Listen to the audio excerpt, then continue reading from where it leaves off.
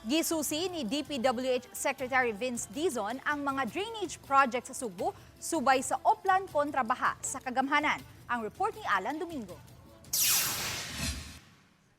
Unang gisusi ni Secretary Vince Dizon ang drainage sa barangay Kinasangan nga kasamtangan nga gitrabaho sa mga tao sa DPWH. Gisugat siya sa mga opisyal sa duha ka barangay, Kinasangan ug Basak Pardo nga grabing maapektuhan sa baha. Gihikyad nila ang drainage master plan o gisgutan ang infrastruktura ug ang problema nga nakaingon sa baha. Kining dapita sa dakbayan sa Sugbo, apil sa barangay Kinasangan ang usa sa mga makasinati gyud og grabing pagbaha panahon sa ting-uwan. Muni ang usa sa mga dapit nga gitan-aw karon sa DPWH aron mahatagan og solusyon. Midiretso usab dayon ang kalihim sa subang dako Mandawi City diin gisusi niya ang kahimtang sa sapa sa Uril nga sumpay sa Mahiga Creek. Kauban niya si Governor Pamela Baricuatro o gisugat usab siya nilang Mayor Jonky Uwano o Congresswoman Lollipop Uwano Dizon.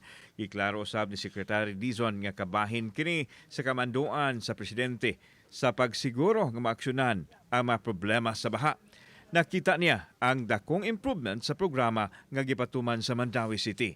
I'm here to assure the Gokha government and the people of the Tri-City area that the President has instructed me to make sure that the priority projects, especially for flood mitigation, are given the proper attention and the funding that we need.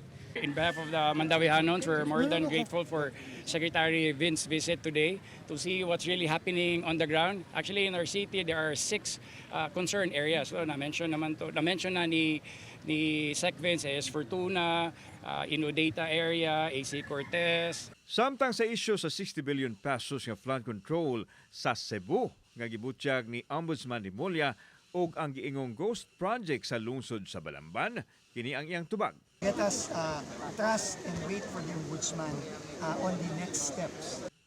Kauban, si Clover Lumayag, ako si Alan Domingo. Balitang Bisdak.